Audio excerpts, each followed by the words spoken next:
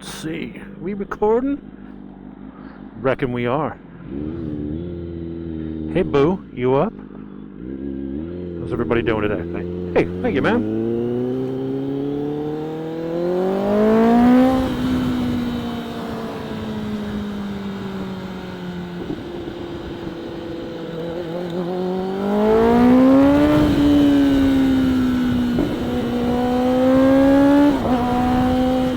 Anyway, sorry. Started playing and I was like, oh, I should probably be talking. You might feel otherwise. So what's going on this week?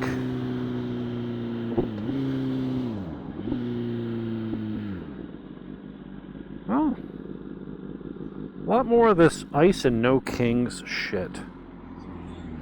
And obviously, as a conservative, I'm going to say, oh, the no Kings thing is shit, and the other side's completely wrong. And yeah, but here's the thing: they kind of are. You know, if you're out there protesting, Trump is a king. He's a tyrant. But you can't list any things he's doing that's actually illegal or actually tyrant-like or,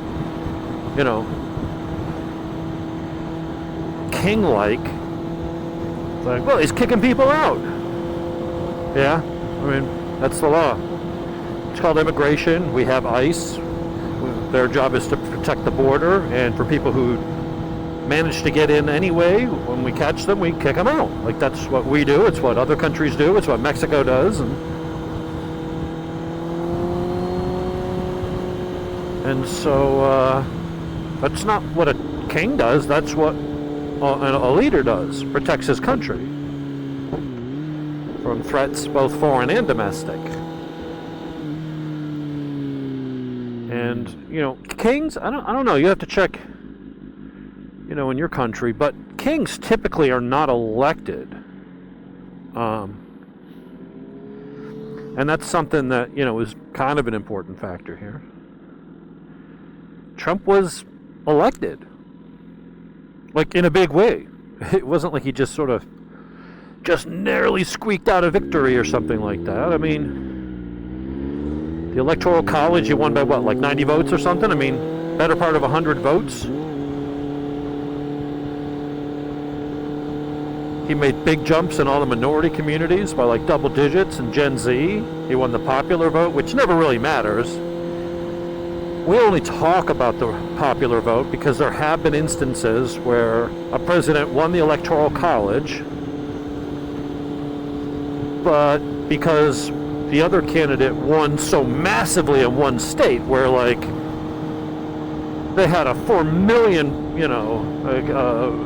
Al Gore had like a 4.5 or 4.4 million vote advantage just in one state of California, which of course is California. It's a very liberal state, the most liberal state. And so that huge advantage in one state in the popular vote was enough to offset the fact that Al Gore and Hillary lost the popular vote in the other 49. But Democrats tried to use that as a way to undermine Trump, Trump in 2016, and Bush in 2000, because, well, yeah, I won the Electoral College, but won the popular vote. That's why the Electoral College needs to go, because these people don't understand government, and they don't understand the difference between a democracy and a democratic republic. And again, kind of important distinction. In a pure democracy, you need 50.1% to 49.9%. Popular vote is how you elect prom king, prom queen, homecoming queen. And that's fine. And one could argue that each state is its own popular vote. But the Founding Fathers didn't want the tyranny of the majority to have, if you had just the other side beat you by 1 point, well, now they can do whatever they want and ignore the other 49.99%. Like, they wanted it to be a little fair and balanced. And the bigger thing was that they didn't want the big states or the cities to run roughshod over the farmers and the rural communities. And that's kind of important too, because that's where your food comes from. The cities can say, well, we've got all the businesses and the jobs and the money and the taxes. Yeah. And if the other side and the other folks living in, the majority of the country, which is red, geographically, if they just decided to stop sending you food, then what? So they basically wanted to have, if you've got a clear majority, you will have power, you will have the majority of say, but they wanted the smaller states and the rural communities to have a fighting chance. And that's what the Electoral College is about. And everyone's fine with that on the other side when they win with the Electoral College. But the second they don't, but because they had just a landslide in one state of New York or California, they try to make it sound like, well, they won overall everywhere, and they really didn't. They just won in California. They won so big in California, which is, it matters. California does have the largest chunk of Electoral College votes, so it's not inconsequential. But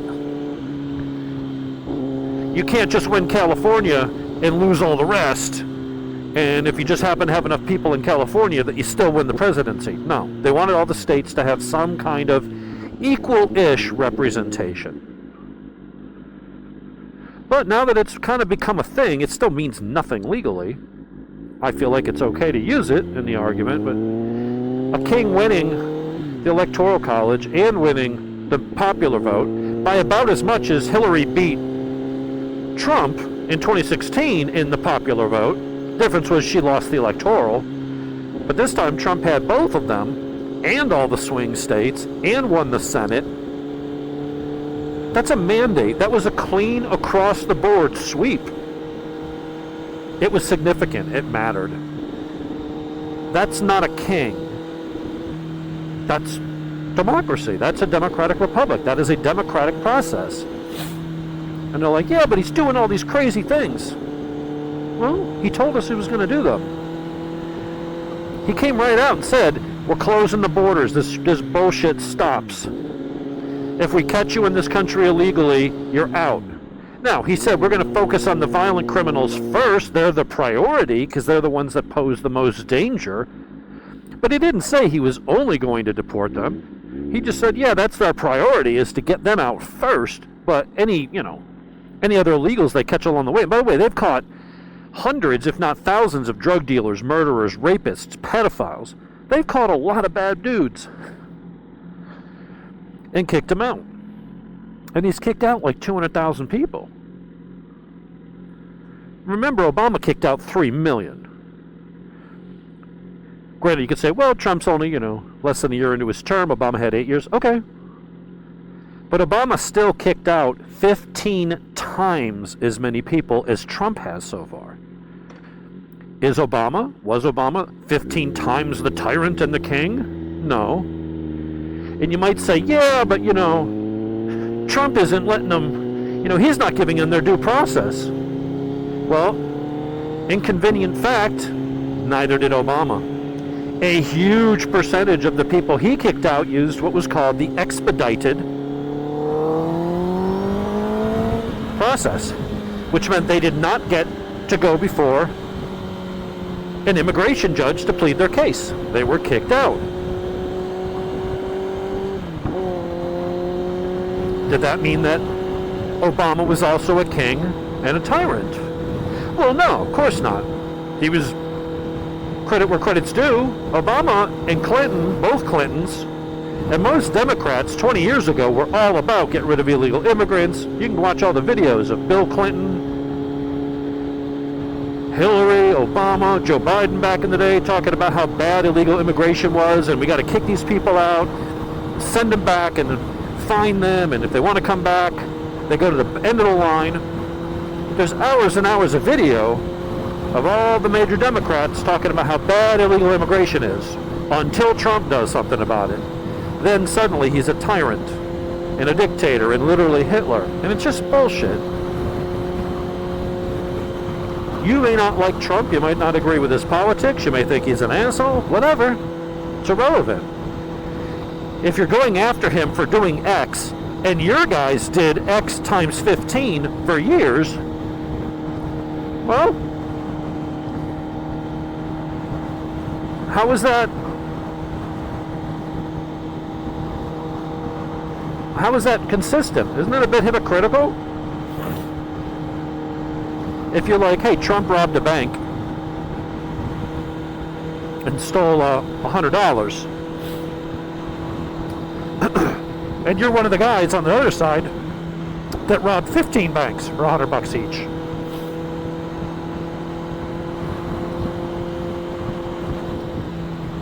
You could say, well, 2 wrongs or 15 wrongs doesn't make a right, I guess, but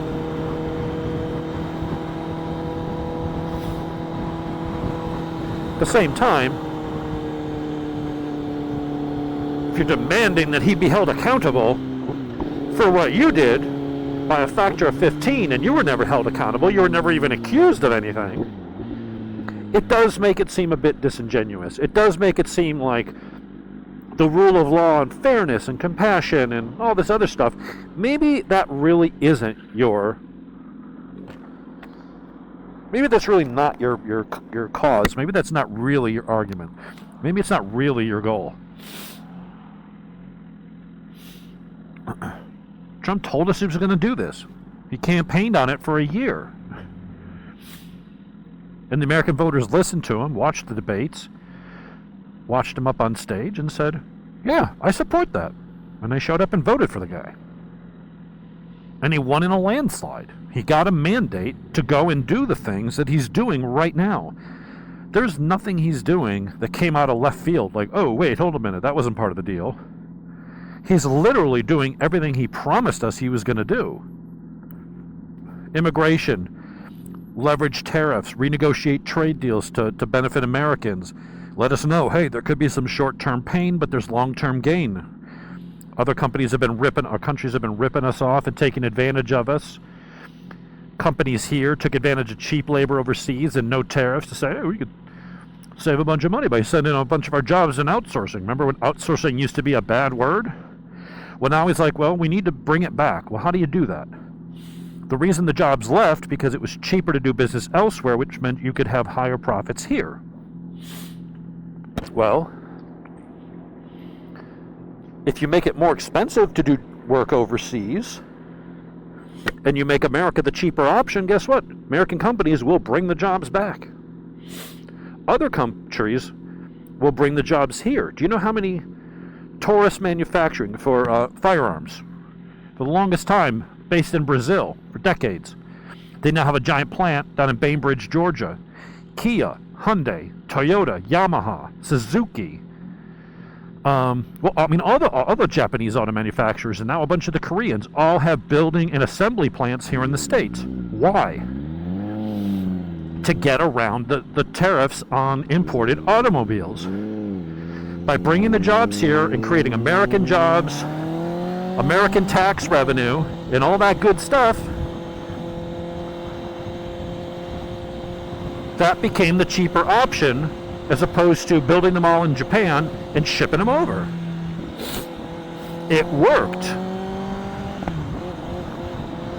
So even if, Americans are still buying foreign cars, so many of them are actually made here that it's still benefiting Americans. You know how many Americans work at all those Japanese and Korean companies here in the States? They're building factories all over the place. And they're paying taxes and all kinds of shit. So it benefit America.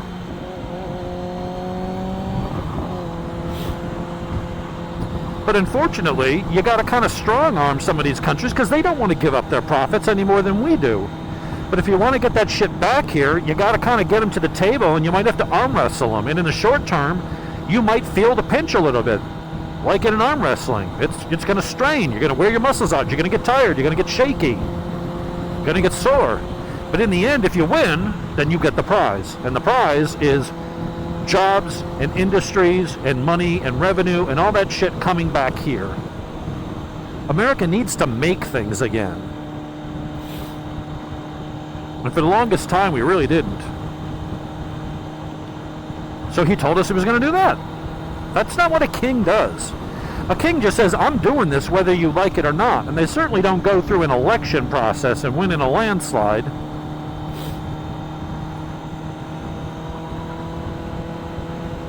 People are pissing and moaning about, oh my God, he's treating the White House like it's his own. He's building a ballroom. Yeah, that he paid for. That every president after him is going to have a chance to use and enjoy. You know who also did a bunch of work, only they did it on the taxpayer dime? Obama. FDR. Lots of presidents, Nixon, over the years, spent a bunch of taxpayer money to renovate, refurnish, build a new wing. It's been happening for over a century. Obama spending $160 million in renovations for a basketball court was okay. Trump creating a ballroom for big functions with foreign dignitaries and all that kind of stuff so that they don't have to set up tents and all that kind of shit out on the lawn. That's something that's going to benefit, and it didn't cost taxpayers a dime. So how is that acting like a king? King doesn't use his own money, he uses the damn tax money. And Trump took it out of his own pocket as well as some donors who donated. It didn't cost taxpayers a dime. But future generations and future administrations on both sides are going to get the benefit. How is that a king? How is that a tyrant? Trump getting a donation, whether he did it and didn't want to admit it, or whether it was Elon or some other conservative mega donor, donating $130 million to make sure that our troops get paid during the Democrat shutdown, which the Democrats have now voted 13 times to keep shut. Republicans have 54 votes. We need 60. Can't find, or 56 votes we have, and whatever it is, you got to find 4 or 6 Democrats to hit the number. None of them will. Chuck Schumer holds them back. All the Republicans are voting to open the government. The Democrats won't budge. How is that Trump being a tyrant? How is that Trump being a king? What exactly are you out there protesting? You have a democratically elected leader who was elected in a landslide, doing all the things he promised to do,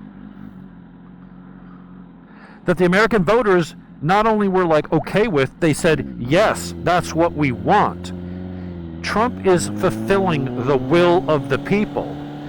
If you promise to do A, B, and C, and the voters elect you because of that, and you don't do it, then you're derelict in your duty. He's doing what he promised. That's not a king. That is not a tyrant. So I ask again, what are you protesting? That your queen didn't win? Remember, not only did Trump win all the metrics across the board to win the presidency, he won the nomination. Kamala didn't. When she ran in 2020 for the office of the presidency, she came in 13th place. Nobody in her party wanted anything to do with her. She never cracked the top 10. She's the only candidate in that election to lose to Beto O'Rourke. And that dude is a freaking clown. She's the only one to ever lose to that guy. But he was the second one to drop out. But she was the absolute worst candidate that the Democrats had. They summarily rejected her. But Biden needed a brown woman for DEI purposes, and he put her on the ticket. Also, she wasn't a threat to him. She wasn't like the number 2 or number 3. She was so far down the list, she checked the DEI box because he promised to put a woman of color on there to appease those groups. But he picked the one that was such a poor candidate that she came in 13th when she tried to run for her own.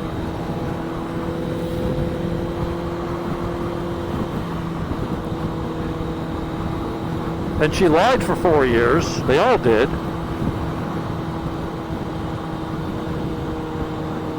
And then when they couldn't hold the lie anymore, when Joe was out on the stage and showed America what we all knew for 4 years, we knew it during the campaign. Trump would talk about how the Sleepy Joe couldn't leave his basement, wouldn't come out and do stuff. And now all the stuff coming out about auto pen and all these other things where he wasn't even aware of half the laws that he supposedly signed into law because there were interns and staff members just running it through the auto pen, illegally, by the way. That's a felony. Those laws, if they come out and actually can prove beyond a shadow of a doubt, and that gets in front of the Supreme Court, a lot of those things that Biden didn't sign and one of his staff signed for him might not be legal. Those might all get struck down. Don't be surprised if that happens in a couple of years. But she lied about it with them, covered it up. And then when he was on display, and they were like, oh my God, Becky, look at her butt. When they saw how far gone he was on that stage last June or July or whatever, it was over. They were in panic mode. What are we going to do? Instead of him going before, they figured he could go the distance. I'll tell you what the plan was. They figured that he could go the distance and just get elected as the incumbent based on all the frivolous bullshit lawsuits against Trump, that America would have stayed with him. And then after he won, he would have immediately stepped down because of the dementia, but also he had that whole, they knew he had cancer. Why do you think his medical records and his physicals weren't made public the last couple of years? He already had a cancer diagnosis. You don't just, prostate cancer is a very slow-moving cancer. In fact, when you get to be his age, a lot of times they don't even bother treating it. If you get like early prostate cancer at 75, it could take 15, 20 years to kill you. And they're like, you're probably going to die before then anyway. So a lot of times, they don't even really do much to treat it. For him to have already spread to his bones and stuff, he had that probably under Obama. And they knew it. He goes and gets physical. The guy gets a PSA test. He gets the finger of shame. I'm a lot younger than him, and I get the PSA test every year. And I chart it in a Google Doc to see if my number is, mine's like a 1.19 or something. You look for the trends and stuff. It doesn't just pop up out of nowhere. But that would have given him all the plausibility to say, hey, I just got this cancer diagnosis, and yeah, there's been a decline, and when you add the two together, I'm going to be the better man for the benefit of the party and the country, and I'm going to step down, and Kamala would have been already reelected as the vice president, and she would have just taken over. But once that was on display, they were like, oh, Trump is going to slaughter him. And he did in the debate. I mean, Trump held back. To his credit, you could see he felt sorry for Joe. He held back. Normally, he would have been saying all kinds of, shitty things and, being Trump. Let's be real. I make no illusions about Trump's personality. He can be a dick. That would have been, but he actually held back. The one part there was a little bit of crack in the armor was when Biden couldn't answer a question and trailed off and said something that wasn't related to the question. And they're like, Trump, your rebuttal? And he was like, I don't know what he said, and I don't think he does either. And he just kind of looked at him like, holy shit. Like, we all knew Joe was going down, but then it was like, even our side was like, wow, we didn't even think it was that far. But because they kept him in the race too long, they missed the deadline for the whatchamacallit, for the primary. And they didn't want to rock the boat beforehand because then it would have opened up. Maybe Gavin Newsom wants to run. Maybe someone else wants to run. And that muddies the waters, and maybe Kamala wouldn't have gotten the nomination as VP, right? So they painted themselves into a corner, and they had to roll the dice and just hope for the best, and they chose wrong. But when you talk about Kings, she was appointed. People People didn't vote for her. They voted for Joe. People didn't vote for J.D. Vance. We like him. I think he's going to be our next president. The guy's a hoot. He's got a much better personality. He's got an immigrant wife who's really hot, and they got, biracial kids, and he checks all the DEI boxes, as well as being a really nice guy. Served in combat. He's a vet. Very, very smart. Very quick with the responses and stuff. But he doesn't have that mean edge that Trump was always known for. And Trump has toned down a lot, to his credit. But, no, you can't wipe out 30 years of Trump and his personality. J.D. Vance is going to be our next president. The Democrats don't have anybody. And their party's in disarray. Their party's being led by AOC and the radical nutjobs that are shooting at ICE agents. That are, you got that Mamdani or whatever idiot who's whatchamacallit, anti-cop. I mean, he's in New York City. That dude looks like he's probably going to win the mayoral because they like his energy. Yeah, he's a terrorist or supports terrorists. And if you support terrorists, it's like, well, I'm not a Nazi. The guy's he didn't say he's a Nazi. He's a Nazi sympathizer. Well, same thing, dude.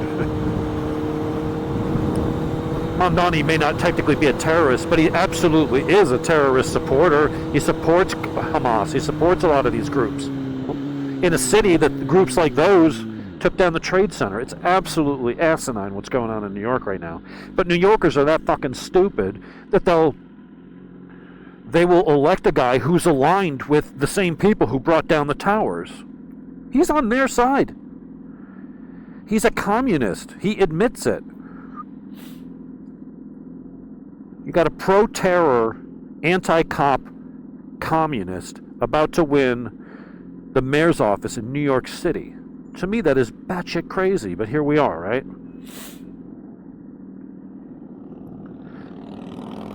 Trump is not. He's not a tyrant. You could say he's unpolished, he's not presidential. He's not. He's a frickin' CEO. He's a ball buster. He's your typical New Yorker with a gruff, in-your-face, blunt to a fault attitude and demeanor. But he's getting shit done. Kings don't spend their own personal money investing into the White House to do, upgrades and things for future events and stuff. They don't lower taxes for people and end the tax on overtime and tips for what are typically lower income earners and stuff. None of these are things that kings or tyrants do.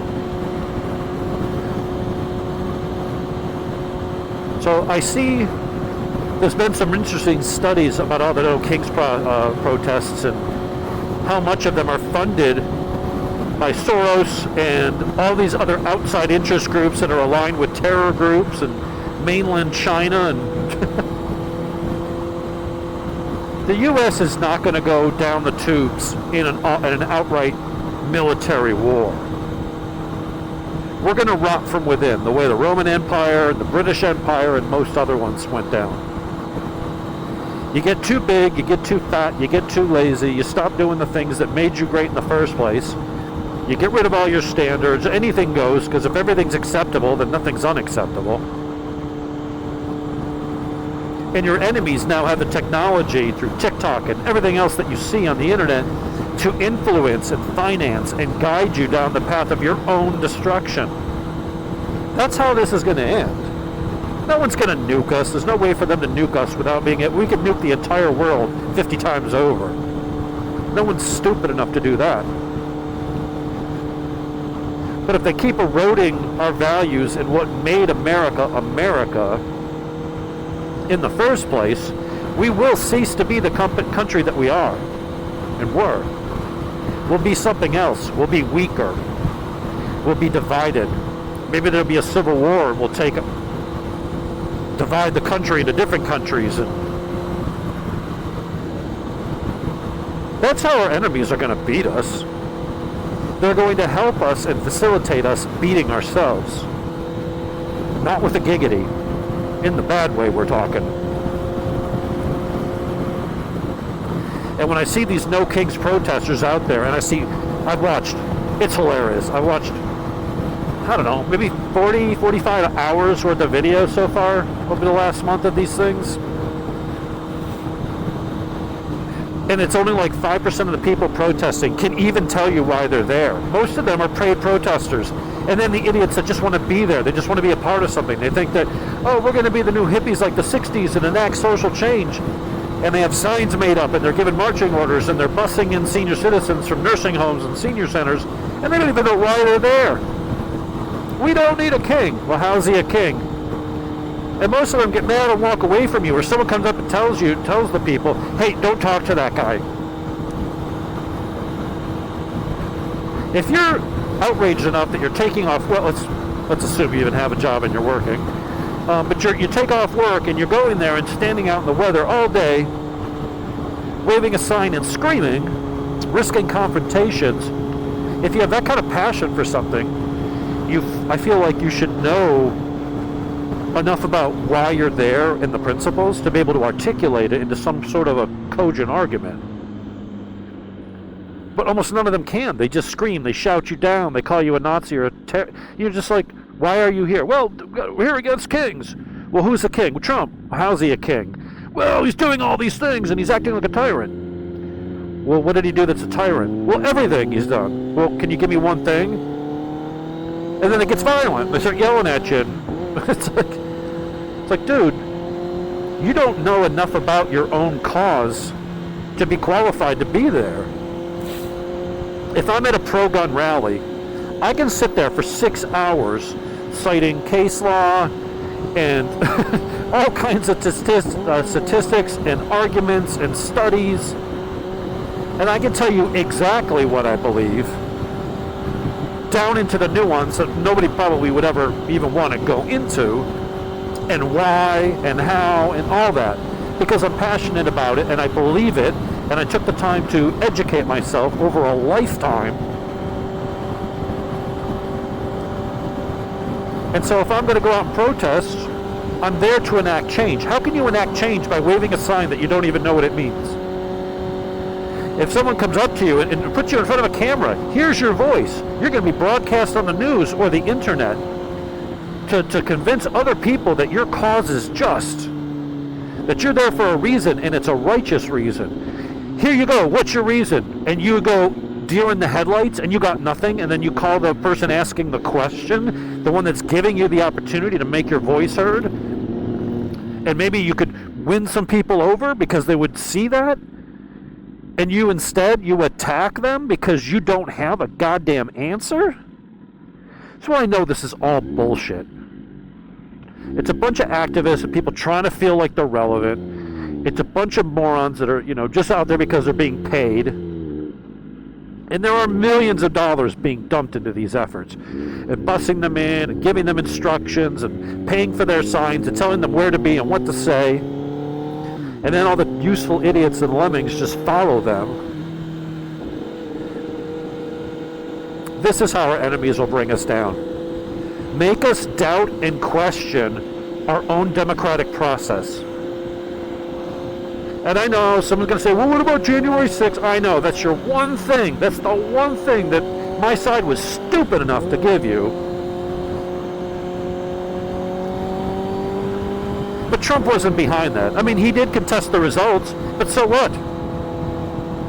There's Democrats contesting the results of 2024. There's Democrats still contesting the results and saying Russia stole 2016. There's a ton of people still questioning the results of 2000.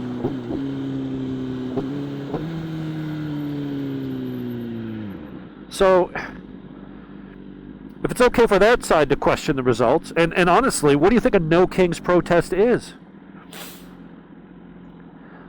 That is insurrection.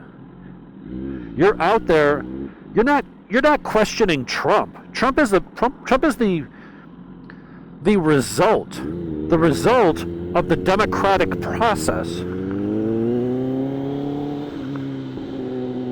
He was elected. He wasn't appointed. He was elected in a big way for the very reasons of all the things he's doing right now. What's up, señorita?